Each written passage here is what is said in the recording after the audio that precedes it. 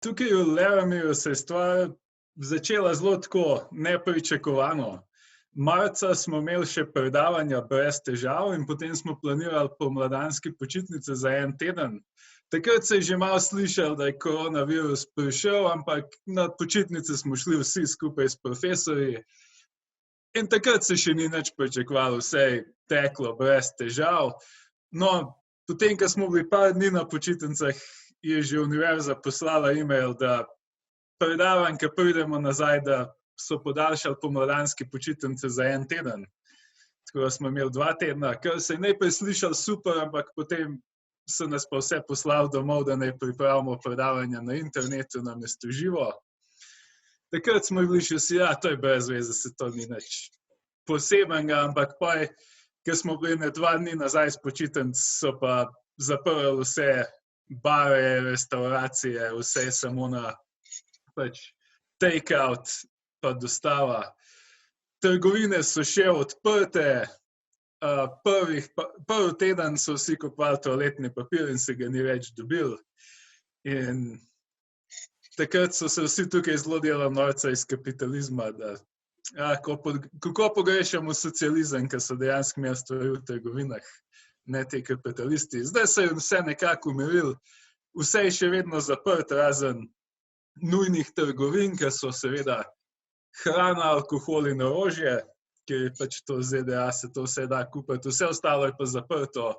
Do nadaljnjega omejitev na potovanja nimamo, lahko potujemo, ker v Wyomingu niso za take omejitve.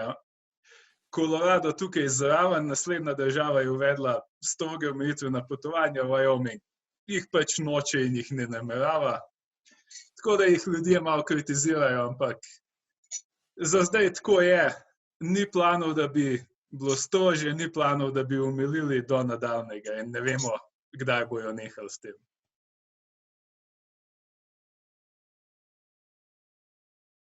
Prvi teden so si rekli, vse to ni nič in noben ni upošteval, so še vsi hodili drugemu domov.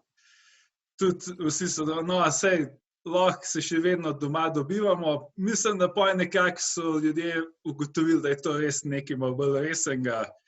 Ker po enem tednu se je to večinoma ponehalo.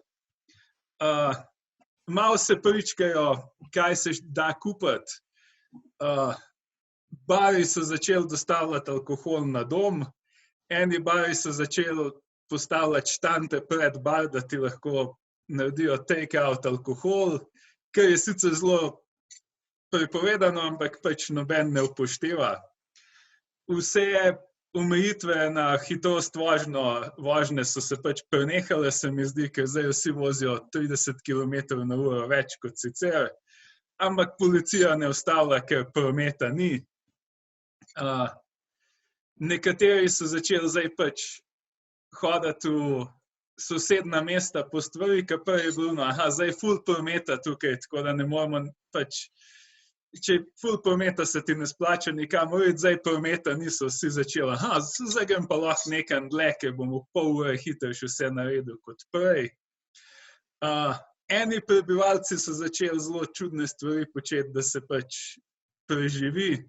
Zdaj imajo, nekaj časa so imeli solidarnost, zdaj imajo take stvari, kot je, gremo skupaj zavijati v luno, vsak večer ob 7 zvečer priti na svoj balkon pa zavijajo luno, a si koga slišal, in imajo neke take čudne, zanimive aktivnosti, da se ne počutijo osamljene. Ampak počasi so ljudje začeli končno ostajati doma.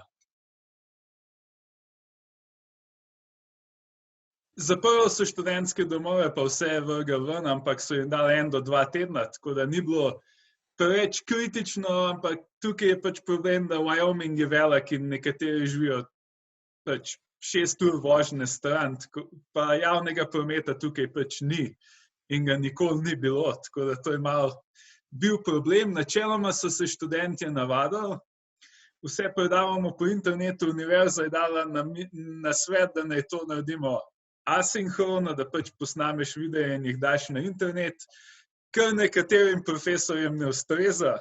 Tako da jaz pač dam na YouTube in to je to. nekateri profesorji pač še zmeraj vztrajajo, da predavanja bojo ob 8 zjutraj, po Zoomu, posnel se jih ne bo, pač pride ob 8 zjutraj.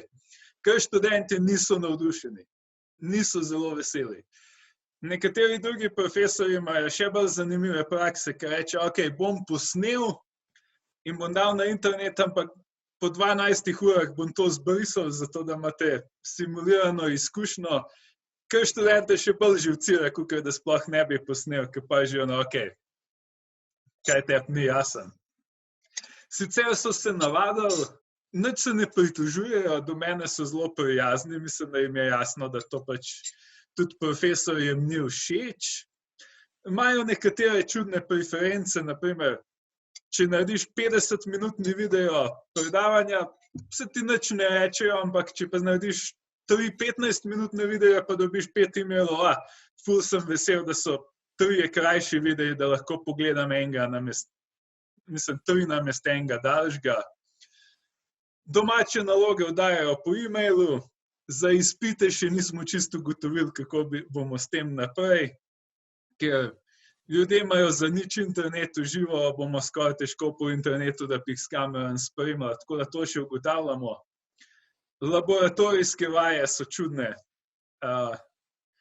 Mislim, da za ta semester so jih odpovedali, ampak smo že dobili navodila, da naslednji semester bojo laboratorijske vaje, tudi če bojo po internetu. Tako da še nismo ugotovili, da bojo morali študentje kupiti kakšno opremo ali kaj. Ampak Američani so bolj navajeni, da si morajo veliko stvari kupiti za predavanja. Tako da to je to.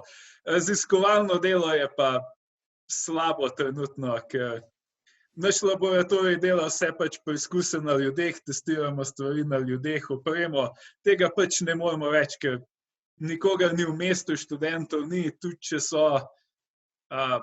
Načeloma smejo priti v laboratorij, ampak prvič noče, drugič me bo pa šef grdo gledal, če bi slučajno to probal. Tako da eksperimentov z ljudmi ni.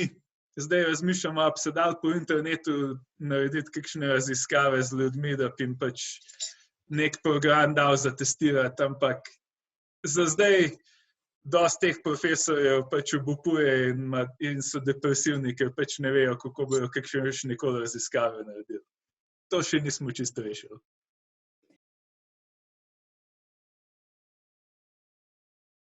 Zdaj smo ravno z enim kolegom, ki je profesor iz psihologije, začeli razmišljati razne raziskovalne projekte za podpirati duševno zdravje pa terapijo po internetu, ker pač osebno to ne deluje več. Psihologi poskušajo to po internetu izvajati, ker ima svoje varnostne težave, pa terapeuti ne vidijo čisto dobro, kako se pač stranka počuti. Tako da zdaj planiramo nov navdih, različne projekte, kako bi lahko svetovanje pa terapijo po internetu izvajali. Tako da to je zdaj naša nova inspiracija.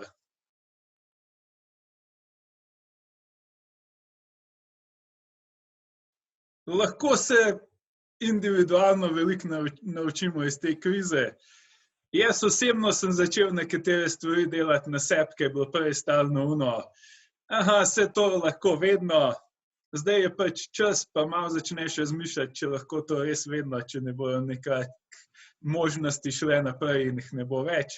Ni pa to za vsakogar, ni vsak motiviran z istih stvari, tako da vsi individualno spet ne morejo se kaj naučiti iz tega.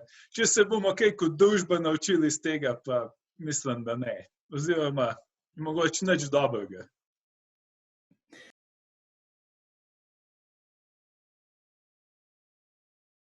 Mislim, edina stvar, ki jo meni študentje, pa zaposleni so stalno, jaz pa nisem toliko dobre volje, pa vsi okoli mene še vedno funkcionirajo, jaz pa komaj karkoli zmorem. Pa se mi zdi, da zdaj se jim lahko reče, lej, v redu je, pač v teh časih noben ne pričakuje, da delaš 100%.